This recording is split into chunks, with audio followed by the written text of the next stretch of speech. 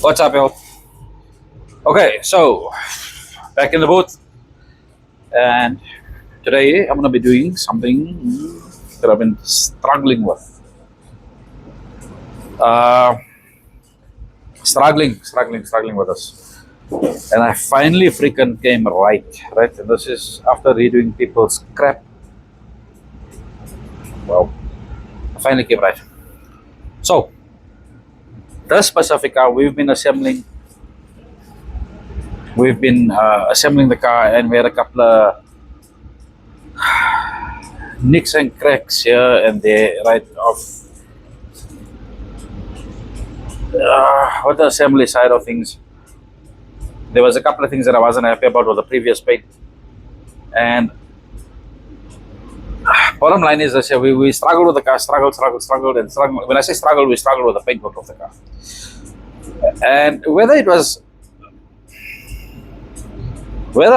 don't know if I was being too pedantic, if I was being too finicky, too full of crap with this one here. But a lot of people walked past here. The car still went for a dyno, and everybody looked at the paint and it was good. But there's certain things that I could see right on it.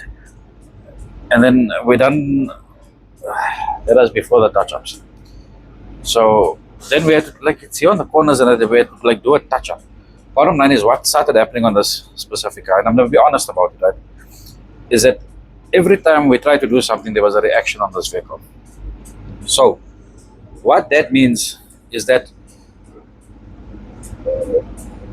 something along the way, along the paint, and I'm going to be honest here, I'm not going to sugarcoat anything because I'm quick to knock somebody else's work, not disrespectfully, but if a person does something and they don't do it right, I'm quick to knock that. I'm gonna knock my own shit now. So it's not Sanjay spraying, not knocking Sanjay spraying. When I make a mistake, I make a mistake. But something along the line got wasn't done properly.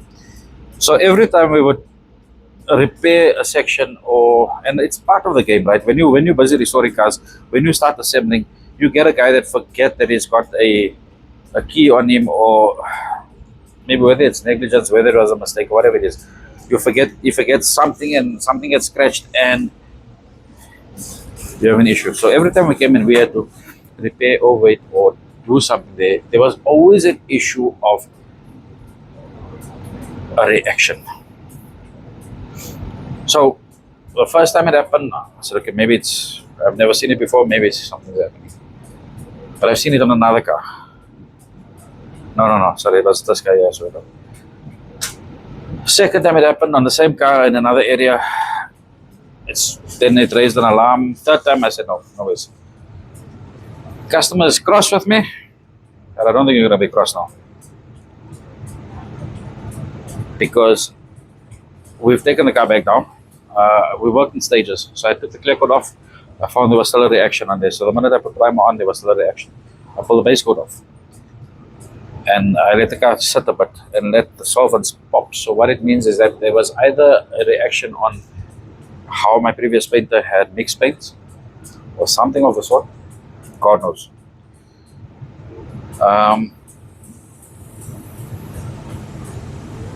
Pull the base coat off. Pull a certain. We got 3 stages of primer. Pull the one primer down, and boom, no reactions. So what I done was I put my first base coat on Saturday night. Yeah, Saturday night.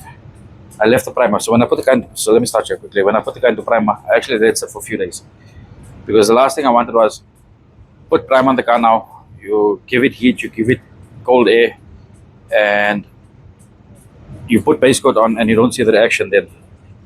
So I let it sit for a good few days in primer, right? And I think it was about 2 weeks when we finally got it right. And there was no reactions. And I was happy about that. So we were exposed to different climate patterns. We had extreme cold when I was 2 weeks ago, or a week ago, whatever it was. We had some good sun or sun days, and I'm saying it, but anyway, you know what I'm talking about. We had some decent temperature. And I left the car to stand. And then Saturday night came, my first base coat on. So I made a decision. I put 2 coats on, made a decision. I said, I'm going to come back on Monday, leave it in the booth. So it got hot in the booth, and then it got cold overnight. Came on Monday, so no reactions. I'm happy. And I haven't sped the process up just because it's a comeback job. So it's not a comeback. The customer didn't see the car. I put it on. So I'm gonna call it that. Maybe I mustn't call it that, right? And it's if it's me being full of shit, it is me being full of shit. It is what it is. Anyway, come to Wednesday, and I finally get clear onto the car. You tell me what you think. So. First time spraying red, right? I've got dust in the boot. I need to clean this boot out, but this boot just hasn't had a chance to. It hasn't had a chance to literally breathe, and I've got to stop. So next week I'm not painting anything because I'd like to strip this boot out. So this is the finish that I got.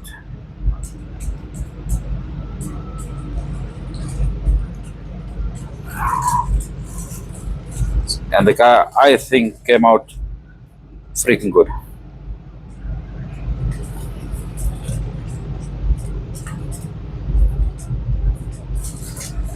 Look at this. The corners are nice and clean. Again, I'm going to carry on and I'm going to go on about it and harp about it. The corners are nice and clean. I've got no reactions. I've got a bit of a run here. Oh yes, and I've got something else to tell you guys today. But before I get to that, I got a slight run in the front here, but it's in the window, in this piece of the window area. Right, I got a slight run there. Look at this.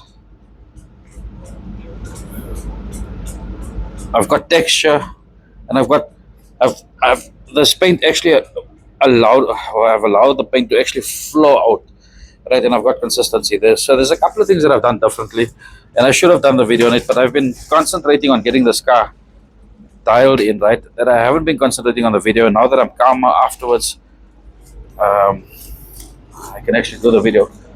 But I'll do the video with Jaden on the next one.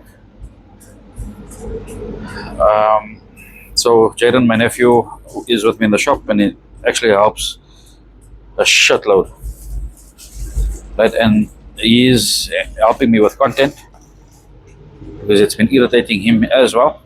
So okay, there's some motions that have changed, or movements that have changed, right? Movements that have changed, and I came right with my textures underneath the line, and I'll explain that to you when I do the Henna Red 333, and I've got like another 3 brilliant cars that we're gonna do. One thing I have done differently is I've played with another gun. So I've used my SATA for my base coat. I'm happy with my SATA. So I get a nice open fan pattern. Alright, I think I can actually show you here quickly. So I get a wide fan with a SATA, right? And for base, I prefer that I can lay down. I can get it down smooth. I can slow myself down. I'm running at about 1.7 bar pressure. So 1.7 bar is at about 25 psi, if I'm not mistaken. 24, 25 psi, and I'm happy there with the speed of my hand, and with that pressure, I'm happy there. It gives me a nice fan. I clear coat. I've been playing around with the Devolbless, and I've been playing around with the Devolbless, the DV1. My God. So remember, the SATA and the Devolbless are in the same bracket, right? The JetX and the Devolbless DV1. And the Devolbless is just another gun by itself. So let me show you here. So this is your SATA here, right? This is my base. This is how wide I would go on the fan. This is how wide the Devolbless will shoot on the fan. So you've got to get used to the gun. You've got to know the gun and know what the gun is going to do, right? Obviously. But what a forgiving gun. You get it wrong, you get it run. And that's how I got this freaking run here, because I started in the center here, and I felt it on the board here, but fucking irritated about that, but yeah. But I didn't get a run on the car, so I didn't get a run on the body anyway. It's getting better. And the DV1 is just something else, man. It's something else. So I've had to And that once I was at 30 psi there, right? So I was at just over, I think it's 2.1 bar pressure, 2.1, 2.2, so just 30 and 30 plus psi. So, fuck man, came out nice. It came out really good.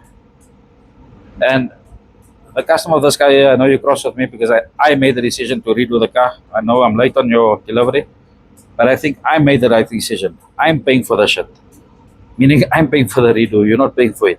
But I'm happy that we made the decision to say, you know what, just do the right thing, right? It costs money. It costs a lot of money. It costs a lot of time, a lot of labor. This is part of the anxiety, the stress, and all the crap that I've been going through. And there's another car like this here as well. It's not my doing, but I'll take responsibility for it. But I'm happy that it's done. I feel good now. Now, you know, I feel good, and to show this video out and to actually talk about when mistakes get made, let me be nice about it, right? Let's just say when mistakes get made and things are not done properly, just redo it with a good heart, right? This is the outcome. And I want to be proud of my work.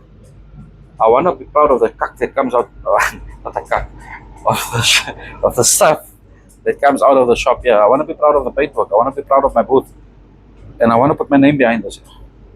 So, Shawan, here's your cowboy. Looks good. I apologize for being late, but I don't think you will be unhappy with this here. So for the rest of the YouTubers, let me know what you guys think on this car. Sorry, this car came out good. Let me know what you guys think. I think the peel on here it's consistent. Right, I do not have an overlap here and an overlap there. My overlapping, and I'll show you guys what I've done differently on the next one. Right, it's hard for me to explain it to you. I'll show you what I do differently. Jaden will be here with me, and I will be able to do more in-depth videos in the booth. I hope, yeah. I hope. So let me know what you guys think, and I shall see you guys on the next one. Cheers, guys.